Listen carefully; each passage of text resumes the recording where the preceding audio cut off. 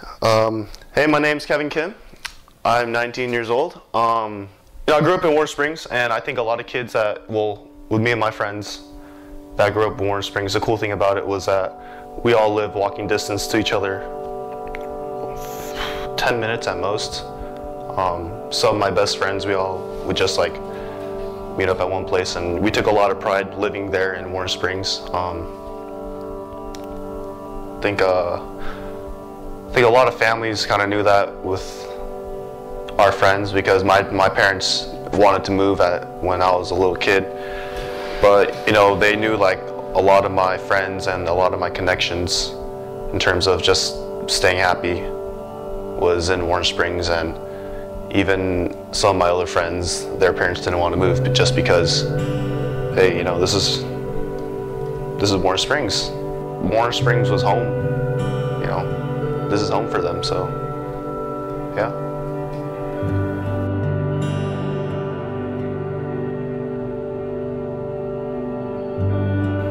Warm Springs was big on baseball. Warm Springs Little League, whether you're good or bad at it, you just played, and it was just fun. I made a lot of friends through baseball.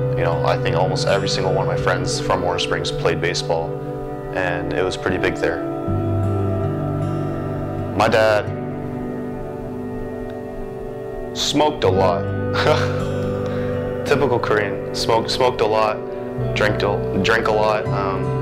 As a kid, we'd always tell him oh, don't do that, don't do this. You're gonna get sick, Dad. You're gonna get sick. And then for some reason, I was just saying it, just to say it. Not in my mind would I ever think something bad would happen to him.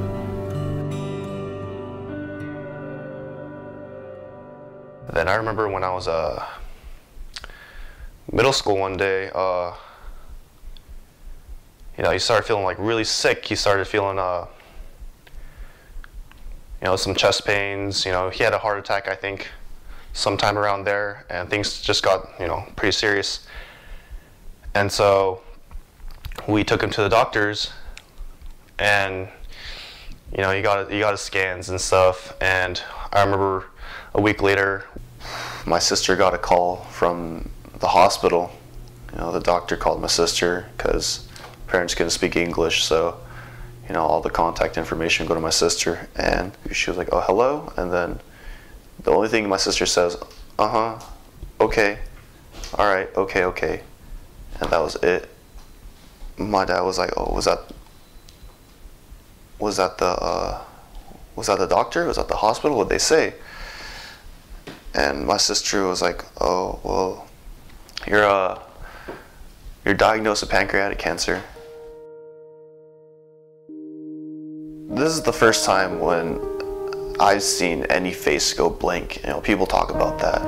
It was weird to see such a shocking look on my dad's face at that moment. And I don't know what was going on in my dad's head. Kind of all talked to us together, brought us together that night, and then he said, "Hey, I have cancer, but that doesn't mean anything. Let's win this as a family, because we're a family, and that's what families do." And I remember kind of walking upstairs, putting a blanket over my head. I was 12 at the time. I think I was 13. And I remember crying myself to sleep. We all had to be a bit tougher than we were before. And it was like that for a long time, for a good 3 years when I was in high school. At the time, I thought he looked fine. The guy was walking real well, and he was getting up in the morning, exercising, eating healthy. It seemed like it was gone, but I guess in the top of his mind, back of his brain, he knew, I'm gonna die soon. I was in the car with him one night, and we're just talking. I remember I asked him when he met my mom and just stuff like that, and then I remember he told me all this stuff, he met my mom through his friends and stuff, and then right after that, he said, hey, you know, when I leave, you got to be man of the house. I was like, you got to take care of your mom, okay? And I was like, what is that supposed to mean? Like, why are you telling me this, man? I'm 15. And, you know, like he just said, I remember he told me, like, just listen to me, like, don't do anything stupid. Make sure, like, because when you become man of the house, like, you make damn sure, like, everything's okay, okay? I was like, all right.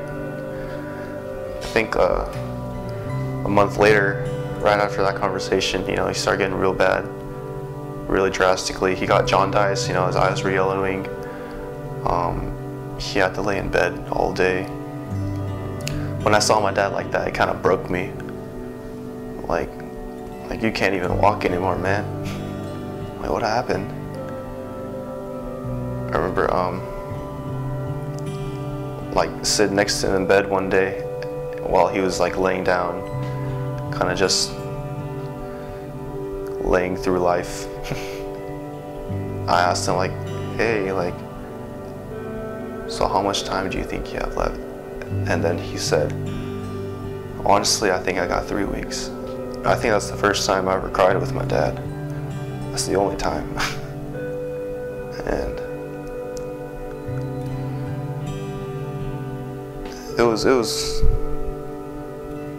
it hurt a lot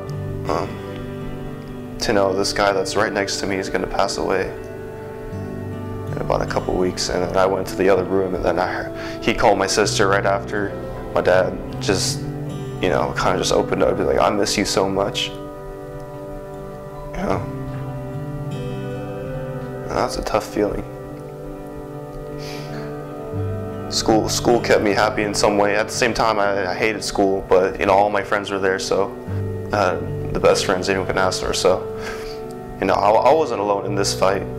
My family wasn't alone, so it was real nice to have. But, you know, eventually, you know, my dad left, and I remember coming home. You know, coming home, I went out that day, came back home, and my mom told me, Kevin, your dad's gone now. I was like, what? What do you mean he's gone? Like, she said, Kevin, he's gone. I got really mad at my dad. I got mad at a dead guy. I remember sitting on my bed, you know, crying and just yelling to myself, you know, in my head, like, you know, why do you leave when we need you the most, man?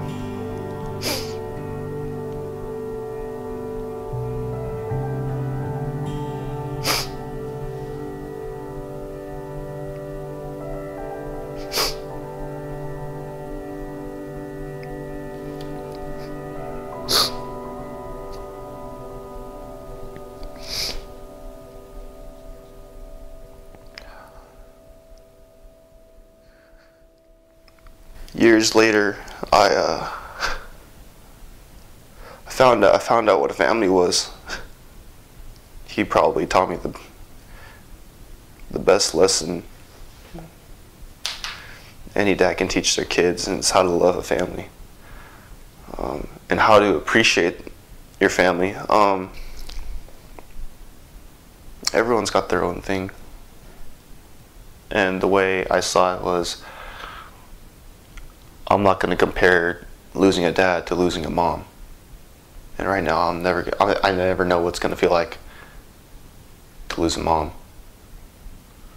because that's a totally different thing. And so when someone loses something in life, you know, I just want to be there. I don't want to be the guy that's saying, I know how you feel, because I don't know how you feel. It kind of made me realize there's a lot more people that go through, you know, even the worst stuff. And there's a lot of people that can look up to you at the same time. And so, you know, look your best every day. Just smile.